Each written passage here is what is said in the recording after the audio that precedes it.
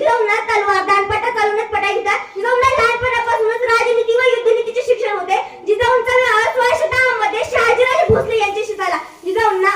जिजाऊंची सेवा दासी सेवक जिजाऊंची भरपूर सेवा करत होता.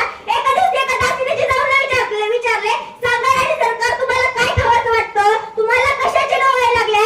तेव्हा जिजाऊ म्हणतात, मला घरघरात रॉकेट मारायचं वाटते, तलवार दानपट्टा चालवावं असं वाटतं, वाघावर बसून मोगल सत्ताचा खटपा करावा असं वाटतं. मग मला सांगा, अशा मातेच्या पोटी कोण जन्माला येणार? अखंड हिंदुस्थानाचा आराध्य देव छत्रपती शिवाजी महाराजांना या वाघिणीने जन्म दिला.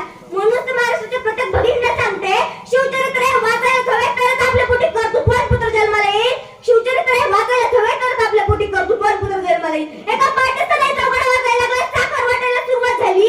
एका पाठ्यस्थानाचा चौघडा वाचायला लागला, साखर वाटायला सुरुवात झाली. सिंहगड करते, मेघगड करते, मराठो कन्या करते, देखणे शिवशंकर करोड रूप नेत्र करते, हिंदवी के करते किंकाय सुलगुटी, किले के कदार से कलाकार गुंज उठी, शेरनी के कोक से एक बालक ने जन्म दिया, शिवाजी ने भूतकाल विश्वसुधा को भेंट दिया, शिवाजी ने भूतकाल विश्वसुधा को भेंट दिया. हर घर में उत्सव, पर्वत कोत्सव, पत्थर कोत्सव, अशा या गोड वातावरणात छत्रपती शिवाजी महाराजांचा जन्म झाला. छत्रपती शिवाजी महाराज छत्रपती शिवाजी महाराज जिजाऊंच्या संस्कारात होत होते. तेव्हा शहाजीराजे कर्नाटकच्या स्वारीवर निघाले होते. तेव्हा शहाजीराजांनी जिजाऊंना व शिवरायांना पुण्याचा जहागीरचा कारभार पाहण्यासाठी लाल महालात पाठवले.